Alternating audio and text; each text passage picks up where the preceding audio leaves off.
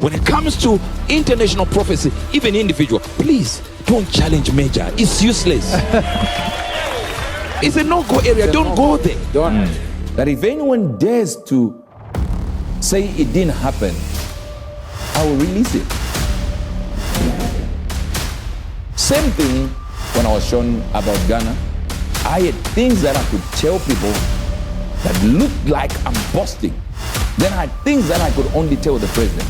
When we spoke with Archbishop Nicholas Duncan Williams and Prophet Owusu Bempah and Prophet Prempeh, the three of us, and then the President Mahama, four, on one phone call, all right? And they were in one location. I was the only one who was not with them. So the whole call, when it happened, we had things we discussed about the country, things that the Lord was saying to the Archbishop, things that the Lord was saying to Prophet Owusu Bempah, and things that I was saying. All these things, you are not privy to them.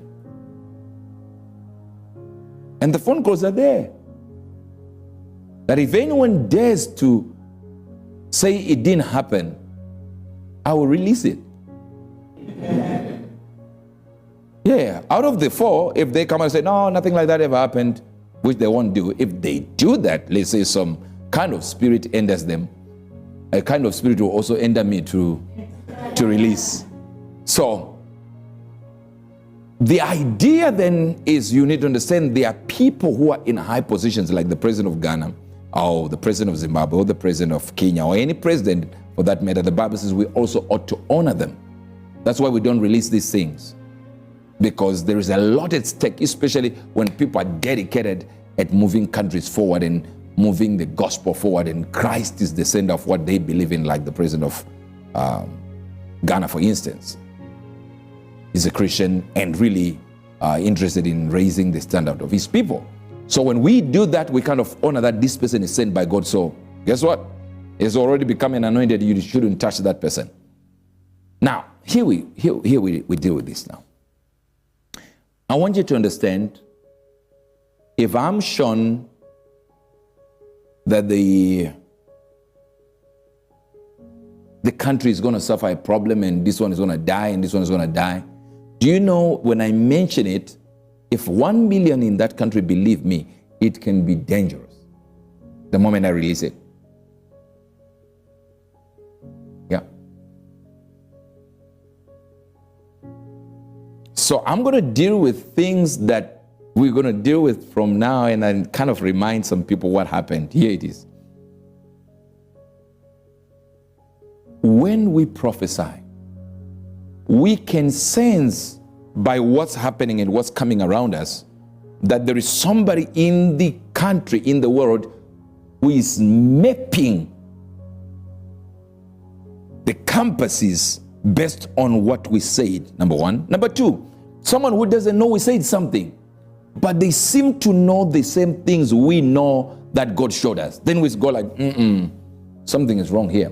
Imagine, for instance, we spoke about the barcodes, we spoke about the AI, we spoke about Revelation, the book of Revelation, where you can quite see artificial intelligence being depicted there. Then you can talk about Daniel, who said, when the time comes when people are able to run to and fro and move from one location to the other with speed and knowledge has increased, then this prophecy will happen. So we know at that time he's writing while he's walking on foot that there is coming a time where people should move from one country to the other quick. In other scriptures it says rush from one end to the other, and people have increased in knowledge. Now we go like, okay, so there will be an information age, which now is called the information age. These are people who call it the information age without knowing that the book of Daniel 12 verse number 4 already said knowledge shall be increased. So if it says knowledge shall be increased, that means information shall increase. And then the people now call it the information age. Then we're looking at it and go like, no. These guys are saying it's the information age. That means they got a hold of prophecy. Hello, somebody. Come to the front of the class.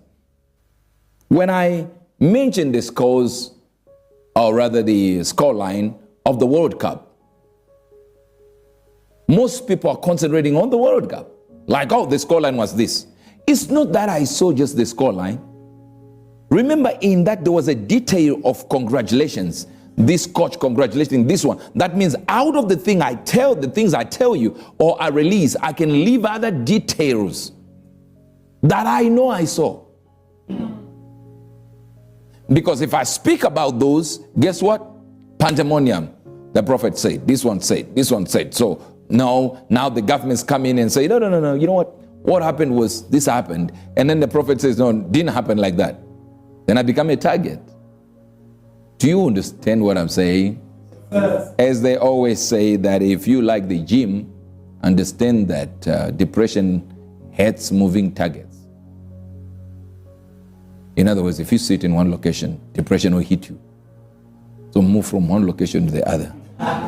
All right, so if you gym and you run around every morning, depression does not find you. You get what I'm trying to say? So in the things of the prophetic, no matter how sharp we are, we eliminate other details so that we also don't get into trouble if God has not told us so. If God says, say it, we say it. Now, for those who failed to prophesy correctly, they saw Baumia winning. They were certain it was happening their way. That doesn't mean they are false prophets. That's right. That doesn't mean to say they saw wrong. Like when God said to me, Mahama has not been rejected by me. I just want this one to finish. And we were having, I think I was with you and the team, yes, sir, doing a musical thing in there. And I had bought my That's right, saxophone, and I was learning my saxophone. So I was just trying to get in there. And you saw the video. It's there on YouTube, you lazy buggers. It's been there for years. It's right there. Don't tell me this one saw it before. Before where? Check my video there. Lot younger at that time, and you can check it out. It is still there on YouTube on the day it was posted. And I was talking about Mahama will come back, but not this one. This one needs to finish. That's right. What God sent him to do. Whether it's 2 things or 4 things, he needs to finish. Whether he managed to do so, I don't know. I just know what I was told. How come I said it then and nobody picked it up? Do you know I also didn't pick it up? Do you know I didn't even know I said whether 400 or 20,000 prophets do this? I didn't know. Yeah. That's very true. It is when they refer to it, they say, oh, we have this prophecy that you did. I was like, oh, yeah. I mentioned about Trump and Ghana, right? I said, yes. I said, okay, let me see. I said, hey. I said, 420,000. Prophets. Checking the corridors of power.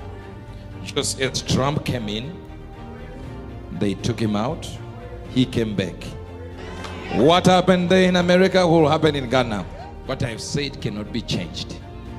Even if all your prophets, 420,000 prophets, kneel down, check the corridors of power. What Major says will not change. The choice be Mahama in Ghana. I had no idea.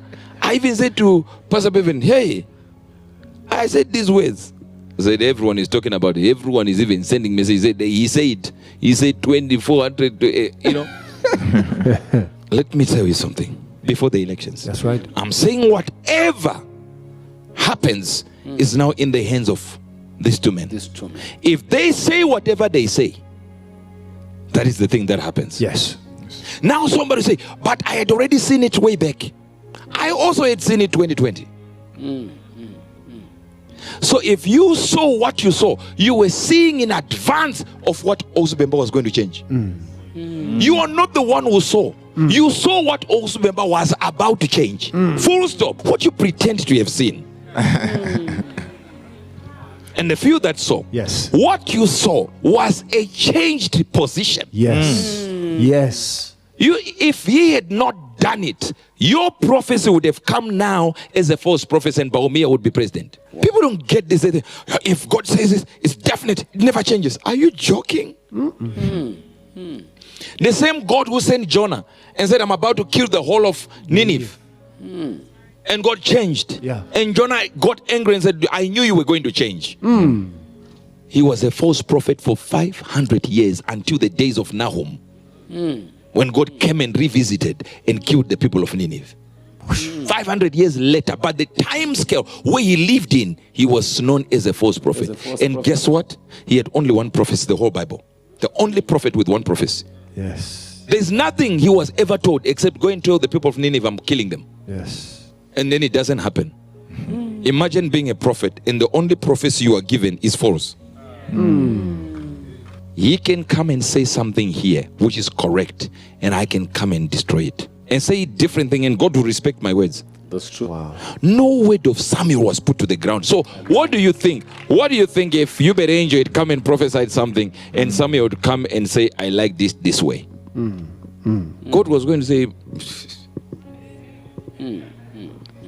we're just going with Samuel here. Because his word cannot be put to the ground. Wow. Can God change what he says? Yes, he's God. He says, I'm the potter and you are what? Clear. You are clay. Say one clay unto dishonor, another one unto honor. He can break it at any time. He can feel mercy, sorry for other people, and then decide, you know what? I'm going to kill these people. Thank you, sir. Wow.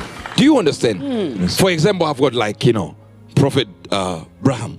You know him. He has been here. Yes, sir. Yes, sir. He will be told by God this same line. But the meetings now I'm having with one person who is also Bempah, that God has said, this one will decide. He's not privy to that information. But if he was privy to that information, he would have said, forget what I just said. I don't know if you understand. That's true. Yes, sir. He got a letter and he said, prophet, you said this? You should have told me this. I've just seen the video now before the election. You should have told me this. Someone sent me a video now, and today is the day of the election. I'm just getting this thing now. You see? Now he realized, oh my God, I have my ministry. He is strong when it comes to the prophetic, prayer prophetic, where he goes into areas where you say, go in that location for 3-5 days. Stay there in one room, don't come out. Let's change this one. He goes in there. But then he will know that this UEBERT here is given on international prophecy. Yes, that's right. You can't challenge him there. Yes, sir. That realm. Now, if that person changes from that side, you can do nothing. Look at what we did with the football. Yes, sir. Yes. How many prophets saw Nigeria winning, Yes. until I came in and said, I saw it winning, but somebody's come now and has given me money Yeah. That's true. for ministry, Yes. something that can help Christianity. So I'm changing the scores. Yet. And it looks like you are prideful. Here, this same prophet, as you've seen him here, That's true. very sharp. Very. But in this area, prophets are given to different locations. This one knows this area. This one is in this area. This one is in this area. When it comes to international prophecy, even individual, please don't challenge major. It's useless. Futile. We might miss breakfast. We might miss lunch. Yes. Miss dinner. Yes. But we will never miss prophecy. That's right. Yes, Professor. Never. Hear me. Let me deal with this part. I was supposed to contact them. All right? Before I contact them and I said this statement, listen, Prophet Prembe called me. And he said, His Eminence, the Archbishop Nicholas Duncan Williams, has heard what you said about the 10 days. And he's been praying to God, and God told him this vision, and he gave me the vision. And then he said, but Prophet Owusu Bempah got the same vision you got, that if he doesn't do something within 10 days, you will not be president. Hear this, hear me now. Then he says, he saw him approaching the throne. Before he sat down, someone took his chair. And God said he needs to do 1, 2, 3 things. And if he doesn't do these 3 things, we have to give it to Baumia. I'm talking about things that were spoken like this. Yes. And I said, what do we do? He said, now we're going to go to Archbishop's office. Yes. And we talk to him, Prophet Owusu Bempah, and Archbishop speaking. Yes. Then they called President Mahama to the meeting. Then they sat in one room. Then called me. And I have the proof. Yeah. Called me. All of them called me. Yes, sir. And then they said, okay, Archbishop said, tell us what God said he should do. Because all I'm interested in is the prosperity of Ghana, the safety of the people of Ghana, the progress of the people of Ghana under one God. That's all I'm interested in. That's what Archbishop said. Yes, that's true. So I said, no problem. And we sat down and he began to speak. And then I spoke to Dr. Mahama myself. What God had said, I started by saying, say you didn't call me in 10 days. And I said, I think because some of your pastors that are around you are so jealous of me that they think I wanted to control you. He said, no, it wasn't like that. And Papa has just called me, meaning Archbishop. Papa called me and told me, you are family. And what you see internationally happens. Yes. So I'm here with Papa, and I'm politics. They are doing what they need to do, and we're going to do the right thing for the people of Ghana. Amen. Forget about any prophecy, any prayer, anything. We're just going to do the right thing for the people of Ghana. That's all I want to do. Fix Ghana. That's what I want to do. And I'm hearing, I said, this is what God told me. This. It wasn't something Mahama did wrong. No, it was a spiritual injunction. Some other group had done some spiritual thing to prevent him to enter. We needed the spiritual to cover for that. And that was it. Now, this prophet Owusu Bempah would do this. Archbishop would do this, and a prophet Owusu Bempah would do the things that need to be done and tell you the things that are being done spiritually so you can reverse it. He is there. Prophet Prembe is there. Archbishop Nicholas Duncan Williams is there. President Mahama is there in the same meeting. I say this because I have the proof. Yes. The proof, I produce it when somebody challenges it, especially if it was possible that the president would challenge me. I would produce even the video phone call. Yes. You saw it, right? How many people saw it here? All of us saw it. Yes. I made you view it because you're my sons and daughters. You had to see when I say something, you go like, he showed us. Not just say some things. Why am I not showing this? It's respect. Yes, sir. This is the president of a nation. Yes, sir. That means he's now a father of a nation. So the whole Christianity, let's say there is 100% mark. This 100%. Yeah, right? Yes, sir.